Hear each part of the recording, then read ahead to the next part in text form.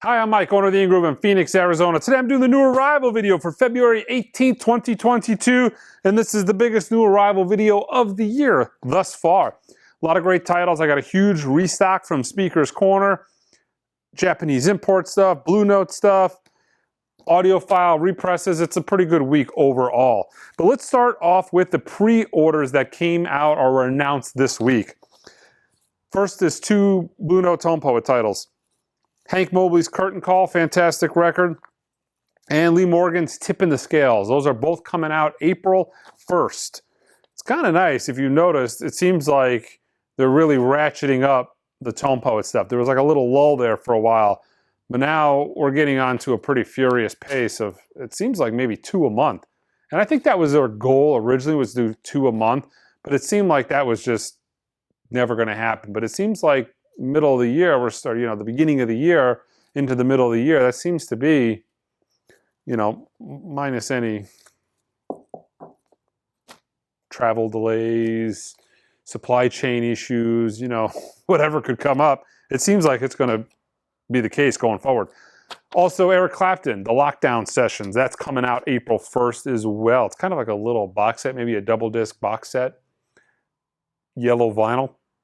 And Aerosmith, The Road Starts Here. This was a Record Store Day first release that came out, I want to say Black Friday, and it was an exclusive to Record Store Day, but it's getting a mainstream release. That is coming out April 8th. All right, let's start out with the two Blue Note Classic series. Really great titles. Lee Morgan's Carumba and Joe Henderson's Inner Urge. Both of these are actually great records. All analog, cut by Kevin Gray. Very, very difficult record to find. The Inner Urge is not easy to find. This is a record that comes in every now and then. It's from the 70s, so it's one of the more common Blue Notes. Actually, what is this? 1968. So that late 60s to 75, that's where you find, that's the most common for Blue Note, in the shop. That's where you see the most amount of quantity come in, but even yet it's still pretty rare. And when you see it, this cover was originally that Unipack cover, to where it opened up this way, and yeah, they're typically always pretty beat up because it was a thin piece of paper, so never typically in good shape. And this, they actually made it a gatefold, so Carumba's been made a gatefold, and Inner Urge is just the standard jacket. So yeah, two new Blue Notes. Finally got a restock of Crosby, Stills, Nash. This is cut by Bernie Grundman. This has been out of print for quite some time and not easy to get a hold of. A few new Neil Young reissues or represses as well. Harvest Moon. This is all analog. I want to say cut by Chris Bellman. I think he did all these. Cut from the original Master 44 16-track digital file. Yeah, so this was a digitally sourced record from the jump. Never was recorded analog.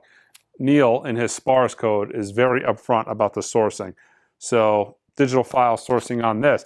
But from my top 100 imprint analog records you should own, my favorite Neil Young record, and arguably his best, although I always get blowback every time I say that, Harvest. Now, this was sourced from the original analog master tape, cut from the original analog tape. And really, at 25 bucks, this is a hell of a bargain. This is like one of the last few budget audiophile records you can get. And actually, I would probably say this is the hands down best package out there. So this is a textured cover, heavy, thick cardboard cover for 25 bucks. You can find $25 analog records anymore, nowadays, here and there. The Blue Note Classics, the Nirvana Nevermind, but packaging-wise and all analog, this is kind of like the best of the least expensive stuff that is out there. It's been almost a year and a half since this has been in print. So get one of those. If you are a Neil fan, this is a fantastic sounding record. My absolute favorite jazz record of all time. This record has been the bane of my existence for the last year because this was never shipped to me complete. There was something where it was short printed. They never sent my entire order. And there's been people that have been waiting for quite some time to get their order of this. Those people now are all been taken care of.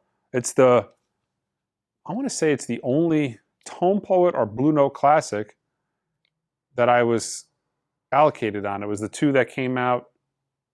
I think it was this and Kenny Burrell's Midnight Blue. But my all-time favorite jazz record. This is the record that got me into jazz, and this is a record that I recommend if you are not a jazz fan.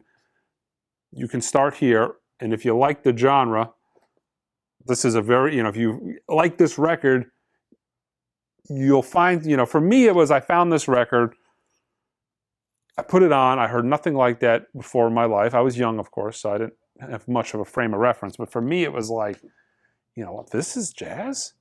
You mean it's not that shit they play in the elevator? Where's the flugelhorn? I thought that was jazz. No, this was eye-opening for me.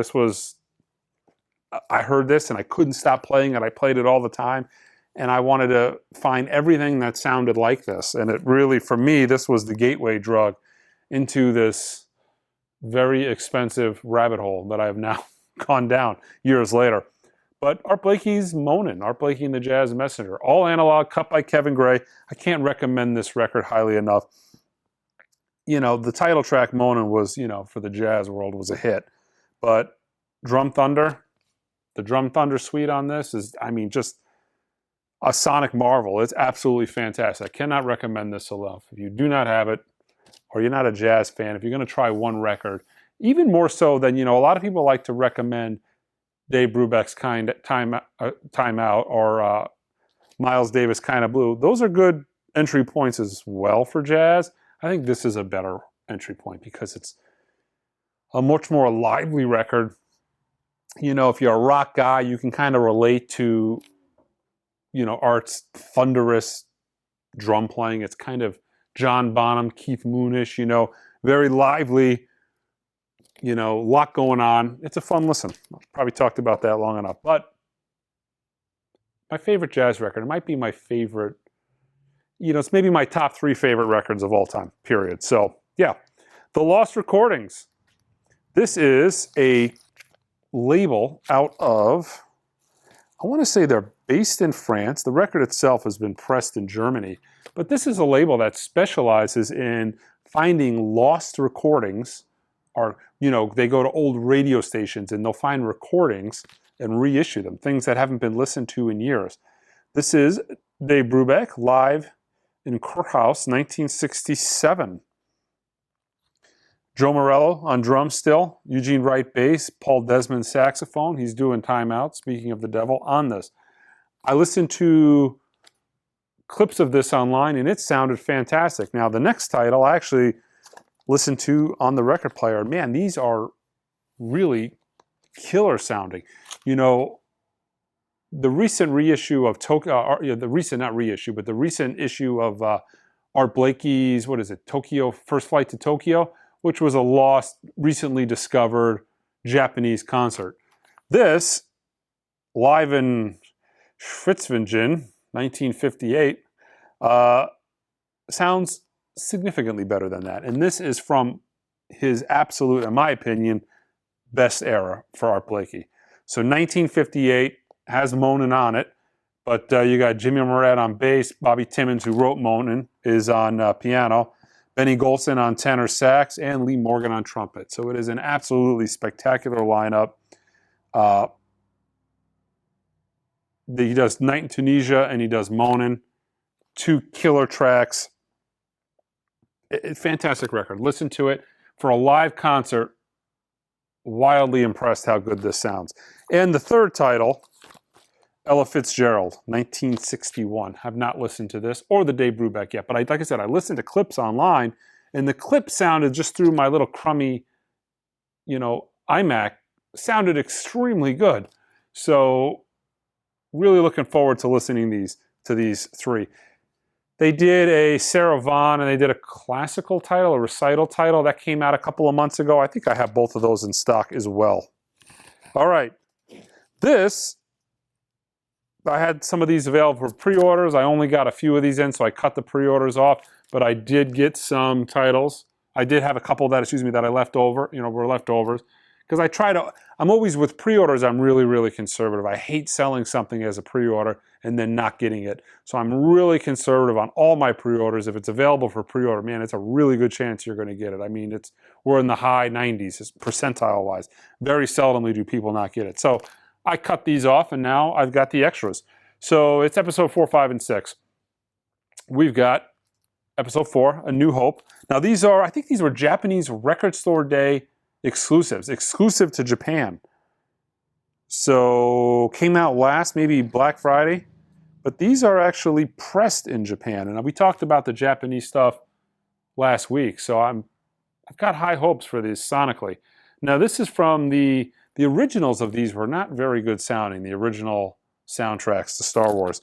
This comes from the new 2018 remaster. So I've got pretty high hopes that these are going to be pretty good. I kept one of each of these myself. So we've got A New Hope. We've got the Empire Strikes Back, which is, right, the best Star Wars movie and obviously the best soundtrack. It has the, Imperial Death March. Little known fact. Make sure she's not here. Angel actually walked down the aisle, my wife, to the Imperial Death March. She, it's been a running joke in our relationship for quite some time, and she agreed to it. So it was a good time. Memorable experience. Killer soundtrack. And a not as good movie, Return of the Jedi. So episode 4, 5, and 6, Japanese imports. Boy, it's going to be a long video. There is a lot of stuff going into even the second row here. All right, Wage War. Manic.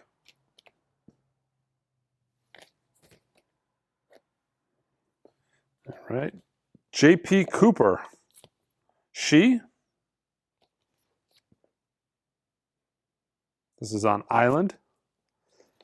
Palace. Shoals. This is on translucent blue vinyl. Limited edition. On Fiction. The original soundtrack to The French Dispatch. This is on Epco. We've got Carly Pierce, 29, Written in Stone.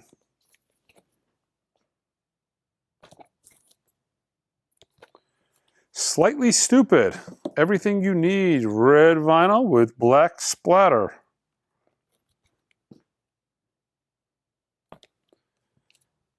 Granddaddy, this was the October breast cancer awareness variation, so it is on pink vinyl.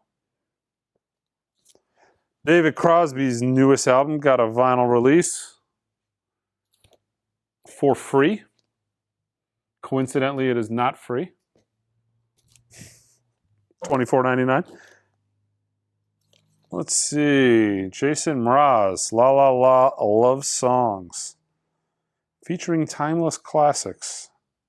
Including a custom set of Jason Mraz Valentine cards. Oh, Valentine's Day is over, you guys. You were late on this one. Jerry Cantrell, Brighton. And the quintessential psychedelic record that gets reissued all the time on International Artist, The 13th Floor Elevators, the psychedelic sounds of. Now, what's different about this is it actually mentions, I think in the hype, that this was sourced for the first time from the original master tape. I think I read that on the hype sticker, but yeah, this is a double, so we're going to have some bonus tracks on it. And also they did Easter Everywhere.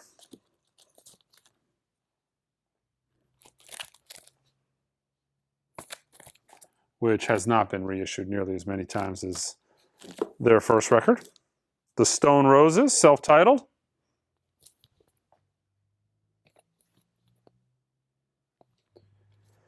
Continuing with the heavy Echo and the Bunnyman reissue campaign, Songs to Learn and Sing. This is made in Germany. Soundtrack from Music on Vinyl to Venom. Limited edition of 5,000 copies on translucent red colored vinyl.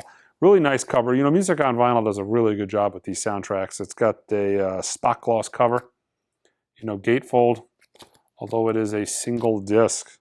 This is number 3,418. Jamiroquai, Traveling Without Moving. This has his hit Virtual Insanity. Actually, this is a record that really should have been in print for the last 10 years and has not been. Soulwax, Much Against Everyone.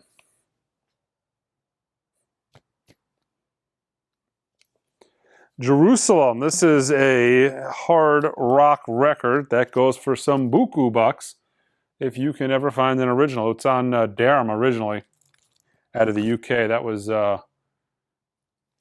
David Bowie's first label that his first LP was on here in the United States. Melissa Etheridge, One Way Out. I think originals of that are probably over $1,000 at this point, or close to it. Doro, Fear No Evil. This is a limited edition blue white marble double vinyl LP. I think this is her newest.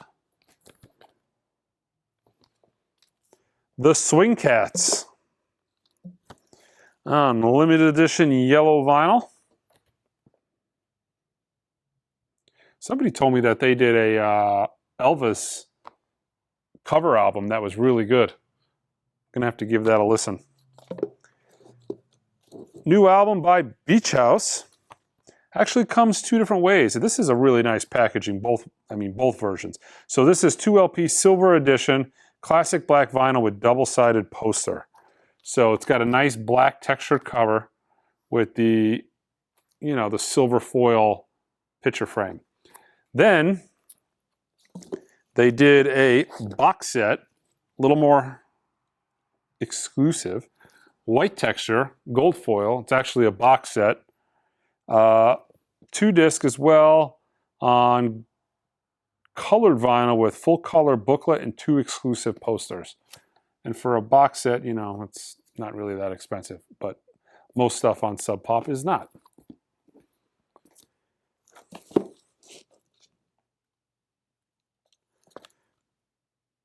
Fugazi, Marlian. I feel like this has come out here recently. Another Music on Vinyl title. Fair to Midland, Fables from a Mayfly, 15th Anniversary Edition. This is not numbered. Boney M, The Ultimate Collection, limited edition colored vinyl on Sony Music. And Alt J, the new album featuring You and Me and Hard Drive Gold, pressed on milky clear vinyl. A lot of Speakers Corner stuff coming, guys. I just kind of put it all towards the back. Figured I'd get the new arrivals done first. Let's see, Drive, clear vinyl with pink and black splatter. So soundtrack, got a couple soundtracks this week. Animal Collective, Time Skiffs, 2LP gatefold translucent ruby vinyl. I think this is a new album by Spoon. Lucifer on the Sofa.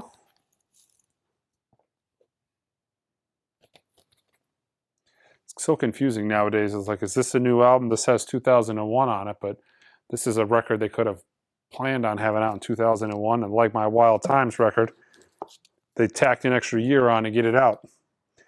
Steve Wilson remix of Gentle Giant's Freehand on white vinyl, 2LP set. Steve Wilson remixes are become wildly popular.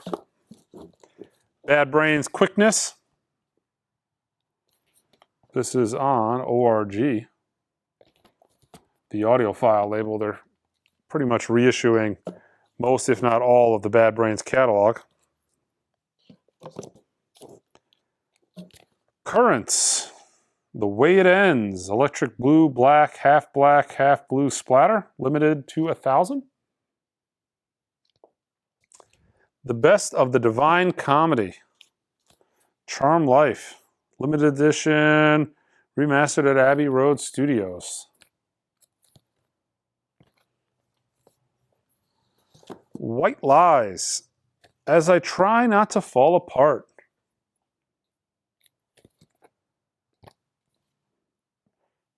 Frank Turner, FTHC, the new album. All right, so this is the standard black vinyl version of Alt J's newest album. So I've got the indie exclusive and the standard black vinyl.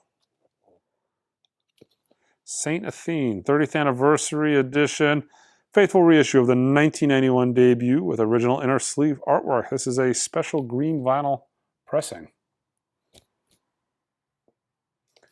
Bobby Tarantino, The Logic.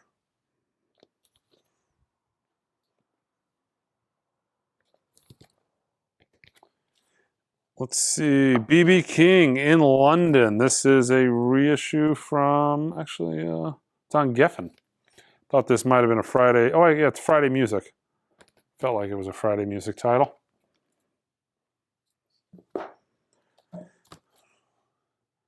Kalani, Sweet Sexy Savage, debut album.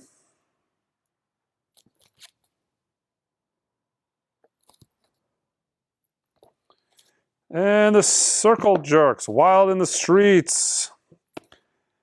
Remastered from the original analog tapes. Includes live 1982 bonus tracks and a 20-page booklet, exclusive photos, memorabilia, album history by Chris Morris. All right. Penelope Isles, Which Way to Happy.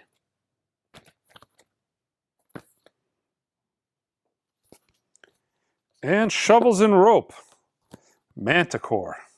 Master for vinyl. Includes a free download. And we have the very best of Curtis Mayfield. This is got a Black History Month tag on it, so it looks like it's celebrating Black History Month. 2 LPs, limited edition blue vinyl. Curtis Mayfield, unbelievably talented.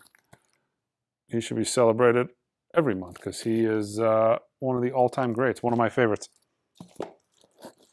Okay, Speaker's Corner.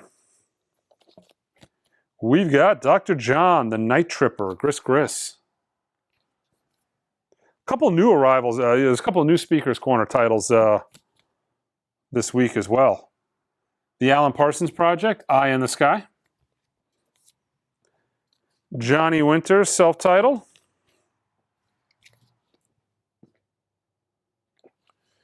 Les McCann and Eddie Harris, Swiss Movement. This was recorded live at Montreux. I love this record. It's got a killer version of Compared to What? A track that Scorsese used, I want to say, in Casino. One of those classic Scorsese tracks that he just used probably in a lot of his movies. Symphonie Fantastique by Louise.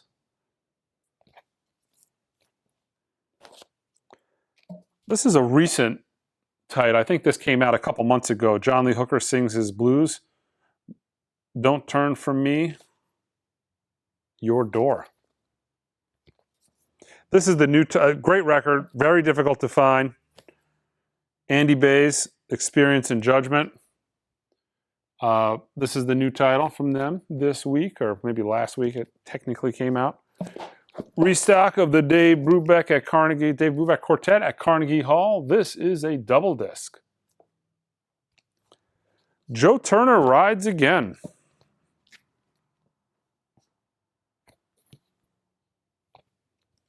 Sonny Stitt and the Top Brass.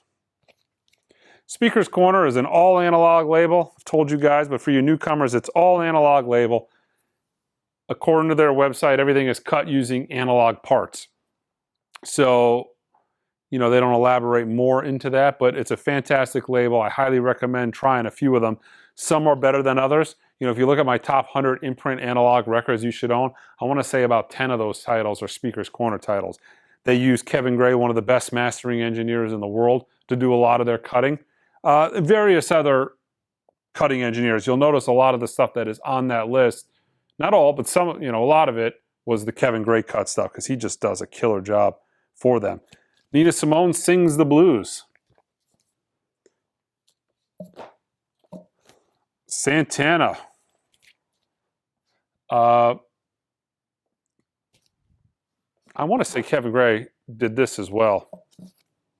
Don't quote me on it, but I'm almost positive he redid, he was the one who did Carly Simon's No Secrets.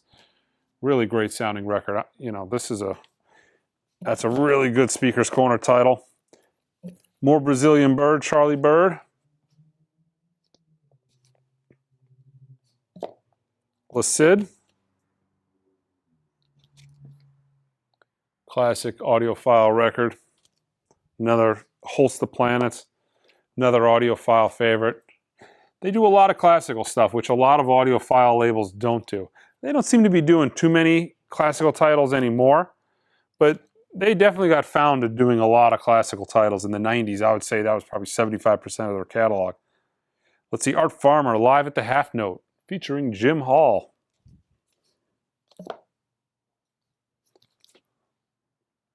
Let's see. Mozart. What is this? I feel like this might be new for me. I'm trying to think. I don't think I've ever had this. Some of these titles I picked up for the first time. Here's another really great album. Freddie Hubbard's Backlash. Great record. Carlos Jobim, Stone Flower. Here's another phenomenal Speaker's Corner title musically. Just great record.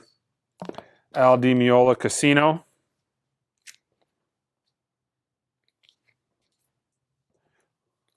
Let's see, here's the other new release. Fred Weasley and the Horny Horns. Up for the Downstroke. Great track. This was done with George Clinton. Great record. Really funky. Haven't had a chance to listen to this, but I'm a huge fan of audiophile R&B, funk, soul records. They typically were recorded extremely well and put out on vinyl in such a crummy fashion. It never did it justice. So when you get some of these great sound, I don't know about this one, like I said, I haven't listened to it yet, but when you get some of these great funk R&B records reissued, it blows me away how much better they sound versus the original. Rycooter Jazz. Santana's Welcome. Beethoven's Violin Sonatas.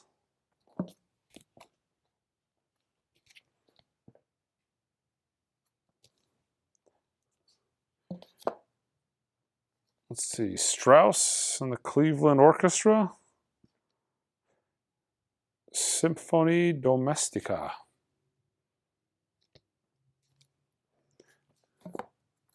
Random backwards record. All right. John McLaughlin, Carlos Santana. Johnny Cash, Live at San Quentin.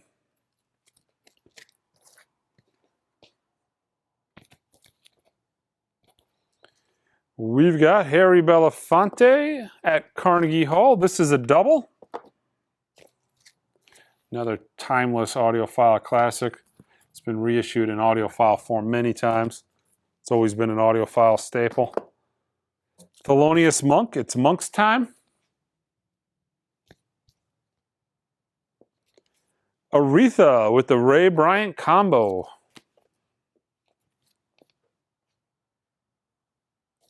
Little Feat, Time Loves a Hero. And we've got Harry Nilsson, Aerial Ballet.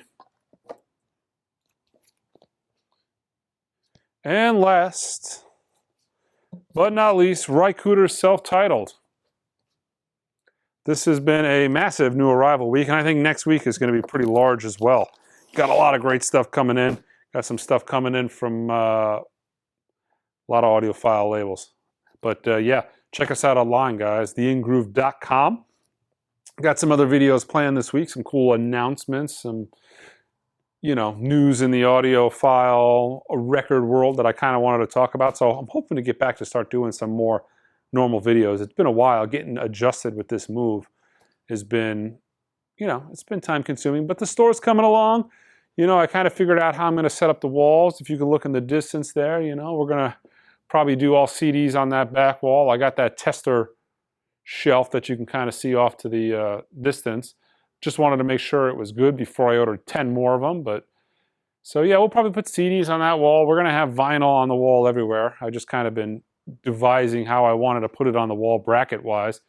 But I kind of got it all figured out. Now it's just a matter of ordering it in, which is not necessarily easy. Getting just random stuff that you would think wouldn't be difficult, packing tables, just stuff like that. It's been difficult. Everybody's out of everything. It's you know, a lot like records out there when it comes to other things. But yeah, check us out online, guys. Until next time.